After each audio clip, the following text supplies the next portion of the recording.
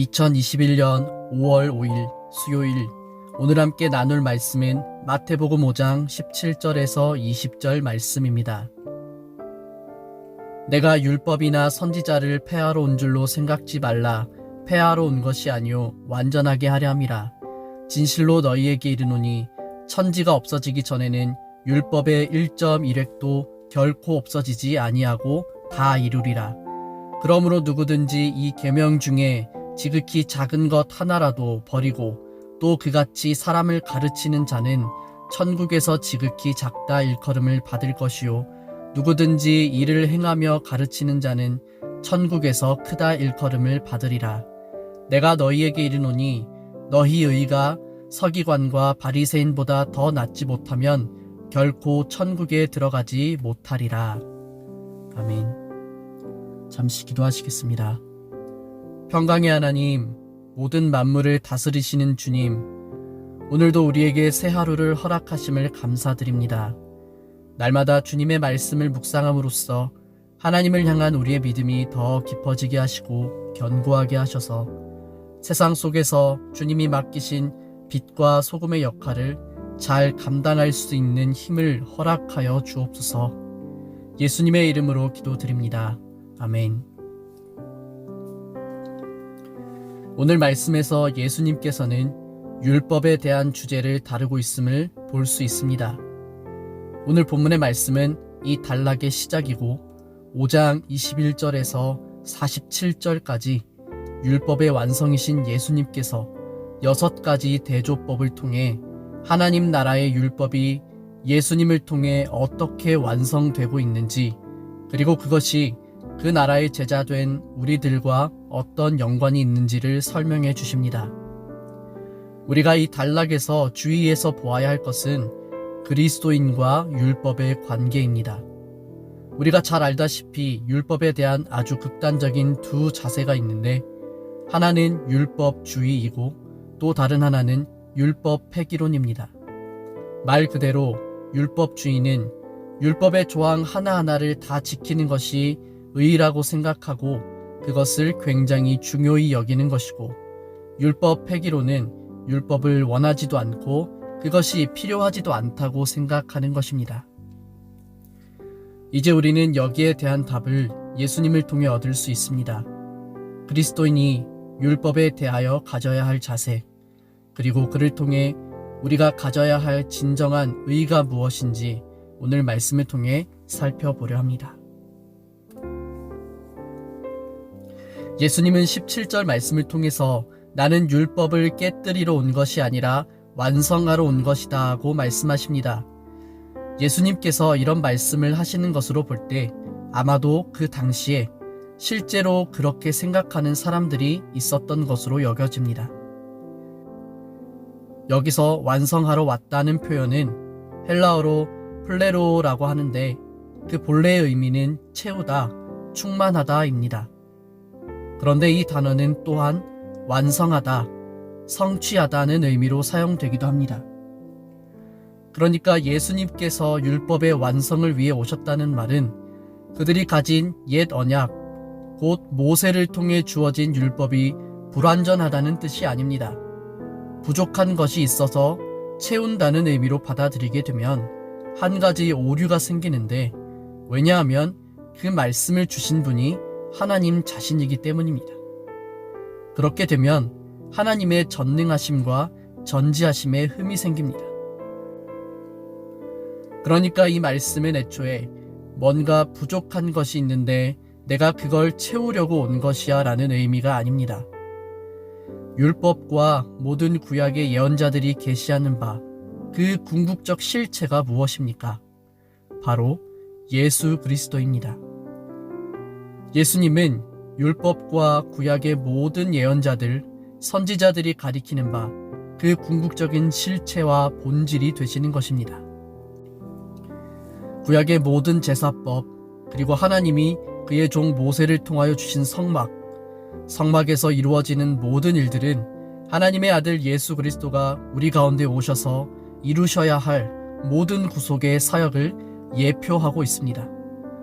그리고 사도 바울을 통해 알게 되는 율법의 역할은 그것이 우리로 하여금 우리 가운데 오실 예수 그리스도를 바라보게 한다는 것입니다.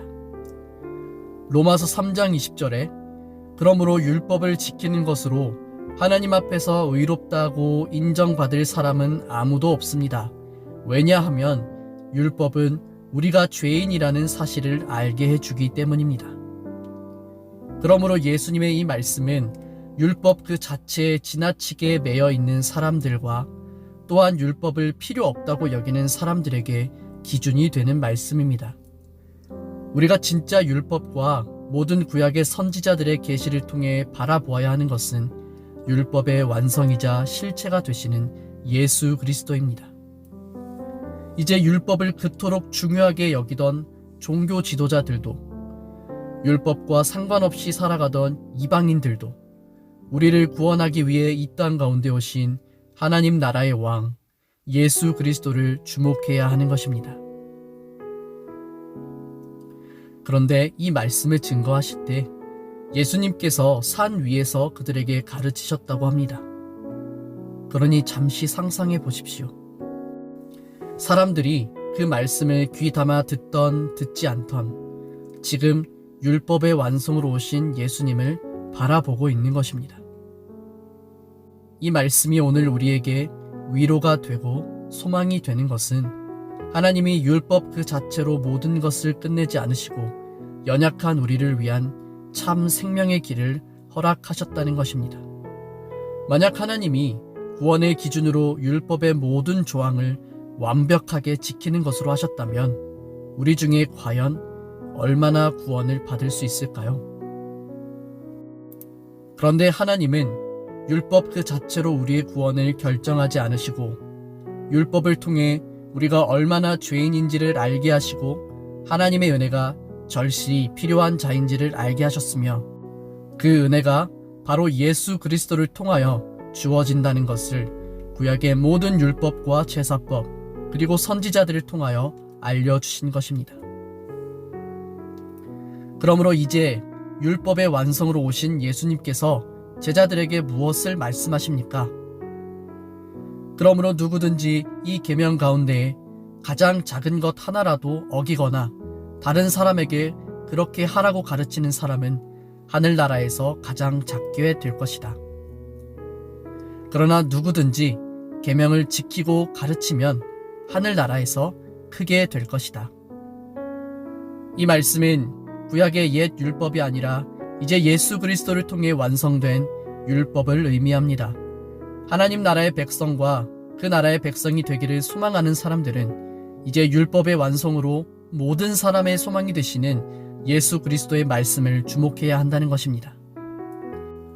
우리의 구원은 결코 옛 언약이 아니라 오직 언약의 성취, 완성이 되시는 예수 그리스도로 말미암는 것입니다. 그래서 이 말씀은 오늘 우리에게도 중요합니다. 이제 이후로 6가지의 대조법을 통해 강화된 하나님 나라의 의가 무엇인지 보겠지만 우선적으로 우리는 이 말씀 앞에서 율법의 완성이신 예수 그리스도를 주목하고 그분의 가르침, 명령, 말씀에 순종하는 자가 되어야 함을 깨닫습니다. 그분의 통치와 지배가 우리의 삶 가운데 온전히 이루어지는 것, 이것이 주님이 말씀하시는 계명의 핵심입니다. 주님은 계속해서 말씀하십니다. 너희 의가 율법학자들, 서기관이나 바리새파 사람들보다 훨씬 낫지 않으면, 여기서 예수님이 하나님 나라의 제자들의 의와 종교 지도자들의 의를 비교하고 있습니다. 그러면서 제자들의 의가 종교 지도자들의 의의 수준보다 훨씬 높아야 한다고 말씀하십니다. 우리는 이 말의 의미가 무엇인지 21절에서 시작되는 6가지의 대조법을 통해 알게 되겠지만 지금 여기서 주님이 말씀하시는 의란 궁극적으로는 더 나은 의, 그러니까 율법 그 자체를 하나하나 다 지키는 것을 의로 여기는 그들보다 더 나은 의는 하나님 나라의 왕이신 예수 그리스도와의 깊은 관계 속에서 이루어지는 그의 통치와 지배 가운데 살아가는 것이라고 말씀하시는 것입니다. 한 가지 예를 들어 주님은 이렇게 말씀하십니다. 살인하지 말라 하였지만 나는 너희에게 말하노니 누구든지 형제를 보고 나가라 하는 자는 이미 살인한 것이다. 여러분, 이 말씀을 어떻게 생각하십니까?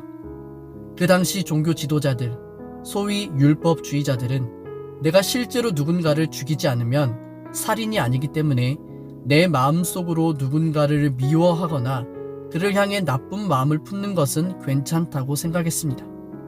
그런데 이제 주님이 말씀하시는 계명은 우리 마음까지도 통제해야 하는 것입니다. 뿐만 아니라 간음하지 말라는 계명을 주시면서 만약 너희 오른 눈이 죄를 짓게 하거든 오른 눈을 빼어버리라고 하십니다. 조금 엉뚱한 상상이긴 하지만 만약 이것을 실제로 우리에게 적용한다면 과연 우리의 눈은 안전할까요? 우리의 손과 발은 안전할까요? 왜 주님께서는 계명을 더욱 강화하시는 것입니까? 여러분, 이 모든 계명은 내 힘과 능력으로는 지킬 수가 없습니다. 그러니까 이 단락에서 주님께서 말씀하시는 더 나은 의는 내 힘과 능력으로 이루어내는 것이 아니라 하나님 나라의 왕으로 오신 예수님을 영접하고 그분의 통치와 지배 가운데 살아갈 때 가능한 것입니다. 이 말씀을 다시 산상수훈의 결론부인 마태복음 7장 21절과 연결해 봅시다. 나더러 주여 주여 하는 자마다 다 천국에 들어갈 것이 아니요 다만 하늘에 계신 내 아버지의 뜻대로 행하는 자라야 들어가리라. 행위로서의 의를 논하자면 우리는 서기관과 바리새인과 비교 대상이 될 수 없습니다. 서기관과 바리새인은 그 당시의 사람들에게 존경받는 자들이었습니다. 그들은 사람들로부터 가장 의로운 삶을 살아가는 존재로 인정받는 자들입니다. 그들의 노력이 어느 정도입니까? 그들은 하나님 앞에서 더욱 자신을 의롭게 하기 위해서 234가지의 조항을 만들고 그것을 지켰습니다. 구약 성경에 1년에 한 번씩 금식하라고 했는데 그들은 일주일에 2번씩 금식합니다. 의로워지기 위해서 말입니다. 자신의 행위를 더욱 의롭게 하기 위한 그들의 몸부림은 가히 상상을 초월합니다. 그런데 우리가 어떻게 감히 그들보다 더 나은 의를 가질 수 있습니까? 예수님의 말씀을 주목합시다. 하늘에 계신 내 아버지의 뜻대로 행하는 자. 그들이 아무리 자기 자신의 행위를 의롭게 할지라도 중요한 것은 하나님 아버지의 뜻입니다. 내게 구원을 주실 하나님께서 어떤 계획이 있고 어떤 뜻이 있는지가 더 중요하지 않겠습니까? 그런데 하나님 아버지의 뜻은 요한복음 1장 12절의 말씀처럼 예수 그리스도를 믿는 것, 그를 영접하는 것입니다. 더 나은 의는 우리가 우리 가운데 오신 예수 그리스도를 영접하고 그분과의 관계 속에서 살아가는 것입니다. 매일 나의 삶 속에서 주님의 지배와 통치 가운데 살아가는 것, 그것이 우리를 더 의롭게 합니다. 사랑하는 여러분, 오늘 우리가 이 말씀을 통해 율법의 완성으로 오신 예수 그리스도를 주목하길 소망합니다. 그리고 그가 우리에게 주시는 계명의 핵심은 하나님의 통치가 우리의 삶 가운데 온전히 이루어지는 것임을 기억합시다. 바로 이것이 주님이 말씀하시는 더 나은 의의 본질적 의미입니다. 오늘 하루 우리의 삶이 주님이 말씀하시는 더 나은 의의 삶이 되길 바랍니다. 그러므로 오늘 우리 자신에게 나의 의로움이 아니라 그가 우리에게 주신 의로 구원받는 것임을 다시 한번 고백하고 주님의 사랑과 은혜 가운데 순종하며 살아가는 우리들의 하루가 되기를 주님의 이름으로 간절히 축복합니다.